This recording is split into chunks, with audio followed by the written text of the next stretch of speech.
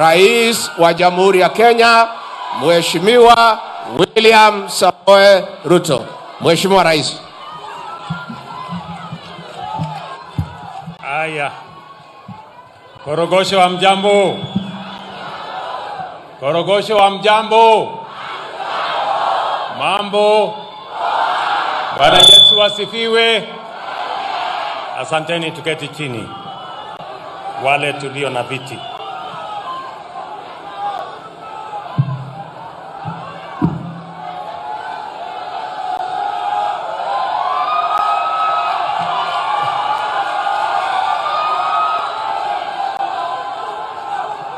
Asanteni sana. Mheshimiwa Deputy President, waheshimiwa mawaziri, Mheshimiwa Governor wetu wa jiji la Nairobi, our friends from UNEP, from UN, from UNDP, and all the other partners present here, distinguished guests, the great people of Korogosho. We gather here today to affirm that we have embarked on a journey and there will be no turning back. I am grateful to our special guests and esteemed visitors who are here to bear witness to this historic moment. For far too long, the city of Nairobi has fallen into a state of shameful, hazardous, and unpleasant state of environmental and sanitary neglect. Runaway air, water, land, and even noise pollution have been so normalized that there are people who have never seen the green, clean, healthy, and safe city in the sun that Nairobi used to be. In other words, commitment to the integrity of the environment is a central feature of political, economic, social, and cultural life in our nation.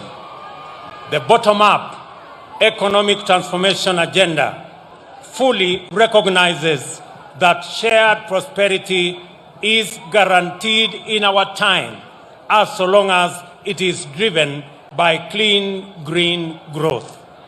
This means that we shall be custodians of the environment in recognition of our generation's twin obligations as heirs of the generation that came before us and as trustees for posterity. The responsible stewardship of the environment agenda is a matter of intergenerational justice, and we shall not be a generation so reckless as to pursue a scorched earth policy in our quest for prosperity.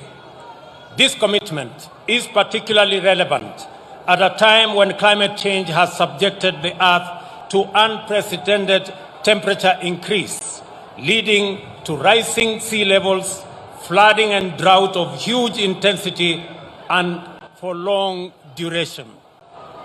Our obligation to respect, uphold, and defend the Constitution entails the full observance of our duties in respect to the environment.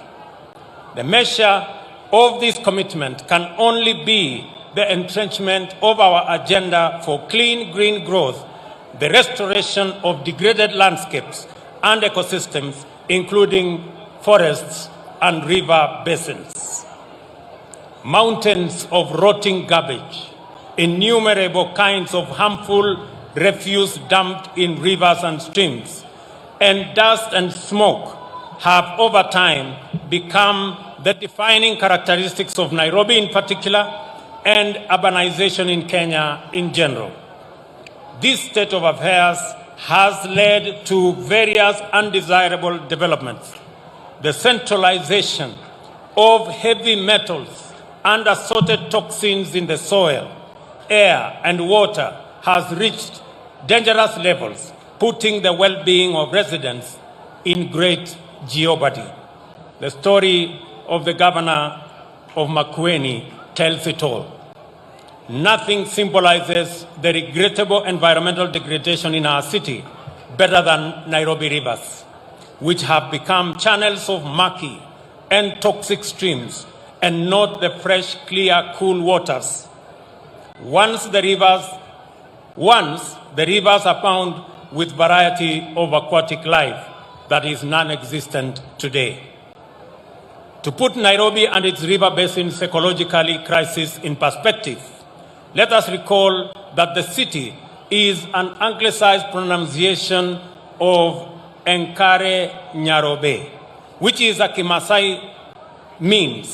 Kimasai means the river of cool waters. For the Maasai, a famous pastoral community, this name was not only a fair description, but also high praise for a river basin where Morans watered their herds and flock with absolute confidence that pollution and toxicity were non-existent. Today, no one, not even the most reckless among us, can dare so much as taste the water in any stream in Nairobi river system. It is discolored, smelly, often corrosive and toxic. This state of affairs must come to an end, and the unsafe and unhealthy environmental situation must be corrected to restore Nairobi to its true identity. We have resolved that the city must not only reclaim its glorious reputation as Africa's green city in the sun, but also live up to its ancestral identity as the river of cool, fresh, and safe waters. This commitment is emphatic and unambiguous. Kenya's national development blueprint is categorical that the shared prosperity we must pursue has to be attained in a clean and secure environment. The preamble to our Constitution has made it clear that a shared consciousness of our respect for the environment is our heritage and collective determination to sustain it for the benefit of future generations. For this reason, the right of every person to a clean and healthy environment is affirmed. Article 42 of our Constitution gives the right to protect the environment for the benefit of the present and future generations, and also to have environmental obligations. A few weeks ago, I presided over the commencement of activities to restore the Ngong Forest Complex, which is the source of many rivers that form the Nairobi Rivers Basin. Our national program to plant 15 billion trees by 2032 will restore many river sources and catchment areas. The work we are inaugurating today advances this restoration and rehabilitation agenda so that the water flowing in our rivers may begin to support a profusion of aquatic life again. This portion of the cleaning and greening campaign is of special personal significance to me. My research project for my master's degree documented significant changes in water quality due to pollution of the wetlands in Nairobi National Park. I therefore recommended conservation measures to bring pollution under control in my thesis. A number of stakeholders have worked hard over the years to do precisely this work. From 2000, UNEP undertook the Nairobi River Basin Project. In 2019, UNEP again collaborated with the Rotary Club under the Adopt a River initiative, which is still going on. Likewise, the UN Habitat, in collaboration with the government, undertook the Nairobi River Regeneration Initiative. Finally, the National Environmental Management Authority has been implementing the Urban Rivers Regeneration Program since 2019. Despite this commendable work, the Nairobi River Basin ecosystem has not regenerated sufficiently to sustain aquatic life, and much work remains to be done to turn murky streams into rivers of cool water. The Nairobi Rivers Commission represents a fresh, resolute, and substantive effort to supplement, complement, catalyze, and accelerate all previous efforts to enable Nairobi live back to the promise of its name and recapture its reputation as the clean, green city in the sun. As things stand today, we all know that Nairobi is the city in the garbage. The Commission is inclusive, participatory, and collaborative, and represents collective action on a major scale and with representation from various multi-stakeholder groups. And I want to ask my deputy to include representatives from the county of Machakos and the county of makwiny, so that they too can make input into this great program, either as co-opted members or members in whatever other form, to make sure that this project is cross-county, as the governor has said earlier.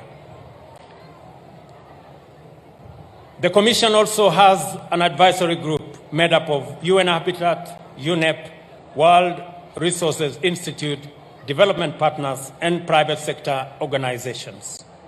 With this new impetus, the aspiration to make Nairobi Rivers Basin viable and the water clean is virtually guaranteed to happen very rapidly.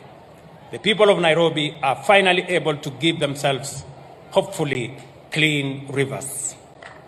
And I want to commend my deputy who has been on top of this program, and I specifically assigned him this responsibility because we want the whole of government, the whole of society, the whole of community involved in this process, because it's the only way we can get this done.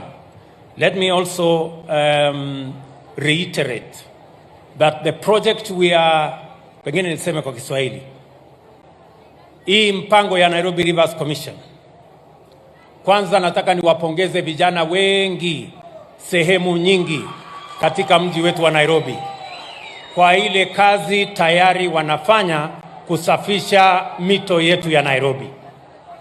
Ile takataka wanaokota na ile kazi yote wanafanya ili kufanya mji wetu wa Nairobi iwe ni mji msafi. Mimi nataka niwaeleze wote ya kwamba tutafanya kazi pamoja na nyinyi. This commission, as I have said, has not come to replace any stakeholder who is doing something at the moment about the cleaning and greening of our city. But we have come to complement, we have come to collaborate, we have come to accelerate so that we can achieve this in a shorter time by involving everybody. Let me also say, for the avoidance of doubt, that the government of Kenya, under the Ministry of Environment, is partnering with the County of Nairobi so that we can hire 12,770 young people and women in Nairobi City. From the 15th of next month, they are going to participate in the cleaning and greening and especially growing trees in the city of Nairobi. We are partnering because we believe that this is an all-of-government program that involves both the national and the county government. The governor, the senator, the women rep, all members of parliament, all members of county assembly will participate in ensuring that at least 150 young people and women in every ward are identified for this assignment so that we can work together going into the future. Let me also assure you that those who are currently pouring sewage into our rivers will shortly have no excuse, because just to respond with what Vile Sakaja amesema kwamba tuko na mpango kamili. Tulikuwa na mpango ya kujenga manyumba Kenya. Hiyo mpango ilikwama pale nyuma kwa sababu ya kukosa focus. Tumeanzisha hiyo mradi sasa, tayari nyumba 29,000 tunajenga hapa Nairobi. Na nimesema wakati tunajenga hizo manyumba hapa Nairobi, nafasi ya ajira kama ni nafasi 70,000, vijana wa mitaa watajumuishwa katika kazi hiyo ya kujenga manyumba zetu. Tumesema vile vile vijana ambao wanafanya kazi ya jua kali, wale wanajenga madirisha, wale wanajenga milango, wale wanafanya kazi hiyo ingine yote ambayo inahitajika katika shughuli hiyo, wawe ni vijana ambao wanapatikana katika kila sehemu. Kama manyumba inajengwa Nairobi, na watu wa Nairobi ndio watashughulika na hiyo kazi ya kujenga hiyo manyumba. Vile vile tumekubaliana ya kwamba wakati tunajenga hizo manyumba lazima pia kuwe na sewage system. Na mimi nataka niwatangazie watu wa Nairobi, tayari tuko na mradi wa bilioni 22 ya sewage ya Nairobi City. Tuko na contractors 5 in one program, na tuko na contractors 4 katika program ingine kuhakikisha hasa Eastlands, hii Eastlands yote tuwe na sewage system. Na mimi nitamwambia governor wetu aunganishe Nairobi Water na Athi Water wafanye kazi pamoja kwa hiyo mpango, kwa sababu we have a program already funded by the Africa Development Bank and other development partners for the establishment, for the construction and for the installation of a proper sewage system, especially in Eastlands, so that we can manage sewage, we can manage waste, and it should never go to our rivers. Therefore, those who are polluting our rivers with sewage, I put you on notice, because that must stop. Our rivers are not a place for sewage. We have a sewage system. We are expanding that sewage system so that every homestead can find a sewage system that they can channel their sewage into those systems and not into our rivers. So, Mheshimiwa Governor, mwambia watu yako huyo jamaa wa Nairobi Water atafute jamaa mwingine anaitwa Michael Duita wa Athi Water, wafanye kazi pamoja, kwa sababu hiyo mpango inaendelea saa hizi, and we want to work with you so that we can provide the sewage for the city of Nairobi. Nataka vile vile niseme ya kwamba mpango wetu ya kuhakikisha kwamba tunabadilisha Nairobi ni mpango ambayo hauwezi kusimama. Hata wakati tunapanga sasa hii mambo ya kusafisha mito yetu, tunataka every place, hasa nimeona hapa coach, wale watu wote wanaishi kando kando ya hiyo mito, nyumba zenu tutawajengea nyumba mpya ambayo mtaishi kule.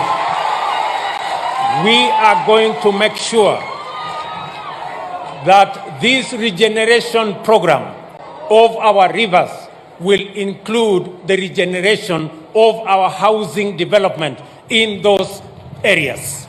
Kwa hivyo nimekuta jamaa pale alikuwa anaishi kwa nyumba kidogo iko mabati sijui namna gani. Mimi nataka nimwambie huyo jamaa na wale wengine wote ya kwamba mpango wetu wa housing pale tutawajengea nyumba, mutalipa shilingi 3,000 peke yake kila mwezi, na baada ya miaka 15 hiyo nyumba inakuwa yako, sio ya kukodesha na kulipa. Nyinyi mnanielewa? Tunaelewana? Nairobi tunaelewana? Na hiyo kazi tutafanya kwa sababu mumetupatia nafasi ya kushughulika na hiyo kazi. Governor pia amezungumza kuhusu hii hospitali ambayo ilianzishwa karibu miaka 25 iliyopita. Mimi nataka niwaeleze ya kwamba hii hospitali in the next 1 month, hii hospitali itafanya kazi kwa wananchi wote.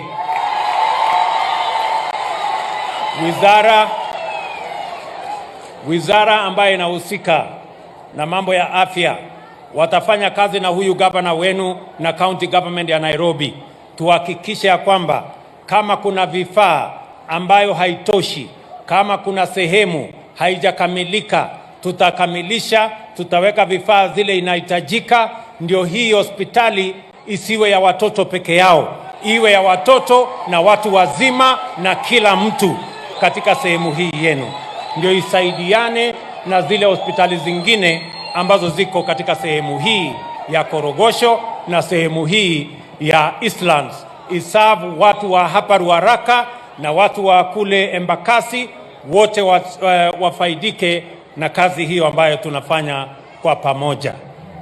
Mwisho, mimi nataka niwaeleze pia wangwana wa Nairobi. Sasa tunakamilisha ile bomba la maji ambaye tunaita Karemenu.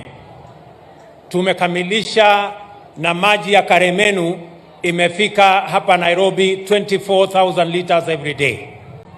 Ile ambayo tunakamilisha sasa ni ile ambayo inatoka Kabete, ile inaitwa Northern Collector. Na hiyo in the next 1 month tutakuwa tumekamilisha na tutaongeza maji ambayo itafika Nairobi kwa sababu mvua itanyesha. Na vile vile niwahakikishie ile ingine ambayo ilikuwa imekwama ya Ruiru tu, hiyo pia nimeikwamua. Nimezungumza na serikali ya kule Ufaransa na wamerudisha pesa yetu kwa wakora ambao walikuwa wameiba, na sasa tutatengeneza hiyo bwawa na mpate maji hapa Nairobi. Tunaelewana jameni? Nairobi tunaelewana? Mimi nataka niwahakikishie ndugu zangu watu wa Nairobi, hii Nairobi kwa mapenzi ya Mungu, inshallah tutabadilisha hii Nairobi tukifanya kazi pamoja na nyinyi.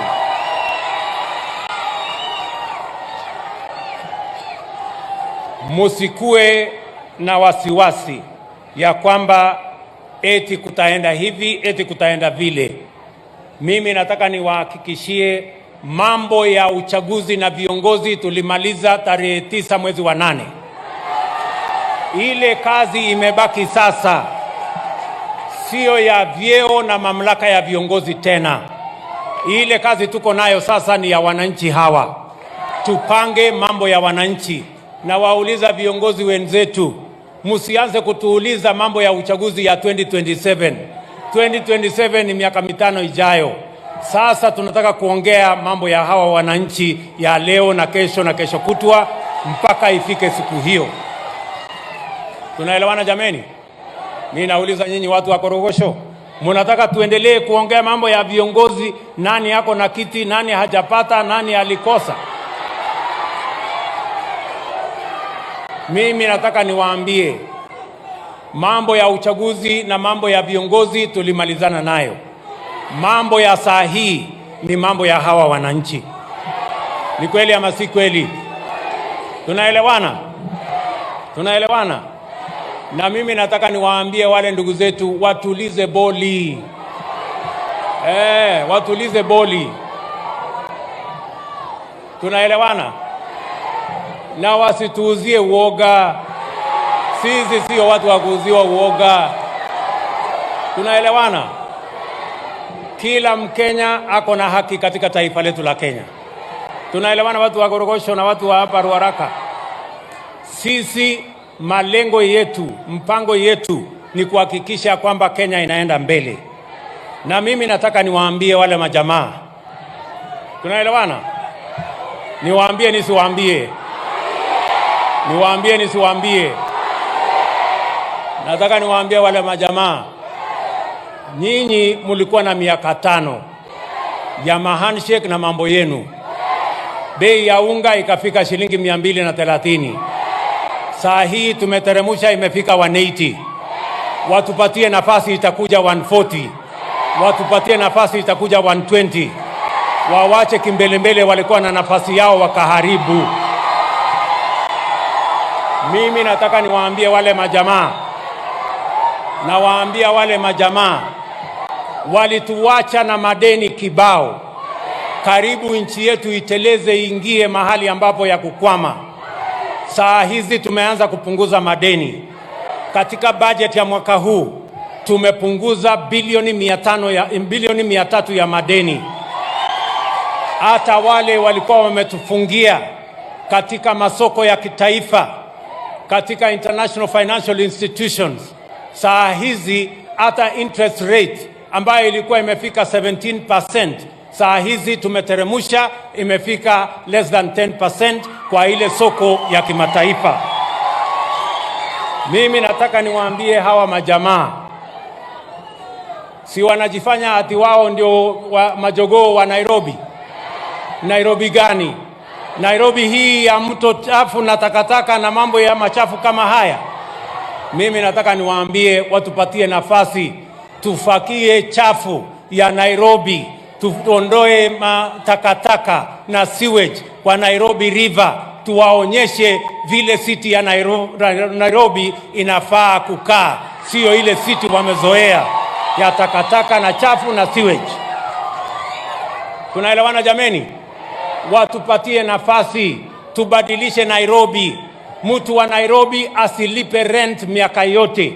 Mtu wa Nairobi aanze kulipa mortgage baada ya miaka 15 awe na nyumba hapa Nairobi. Kila mtu awe na nyumba hapa Nairobi. That is the city we want. Tunaelewana jameni? Kwa hivyo hawa jamaa watulize boli. Ama mnasemaje? Ati wanataka kututisha na maandamano. Watafanya maandamano mpaka watachoka, kwa sababu tunawaambia hatuwezi kukubali. And let me say, for the avoidance of doubt, that Kenya is going to be a country run on the basis of the rule of law and the Constitution, and all citizens have an equal opportunity, and no citizen is greater than the other. As president, I am going to make sure that we avoid and we banish impunity. There is nobody who is going to threaten Kenya with impunity. Everybody must respect the law, and this country is going to be governed by the rule of law, and we will make sure that everybody obeys the Constitution and works and respects the rule of law. I want to tell our friends who are used to impunity, who are used to forcing their way, that they will have no way, because this is going to be a country based on the rule of law, and nobody, let me repeat, nobody, let me say it again, nobody is going to threaten Kenyans. Nobody is going to drive this country using impunity. We are going to be governed by the rule of law. Tunaelewana jameni? Tuko pamoja? Tunaelewana? This event then is our forum to demonstrate that clean green growth is not only possible but also feasible for our generation in a few years from now. And we are going to demonstrate by what we are going to do in the next 5 years around the Nairobi Rivers Basin and ecosystem. Asanteni sana. Thank you very much. God bless you. Mungu awabariki sana. Nani nawapenda sana.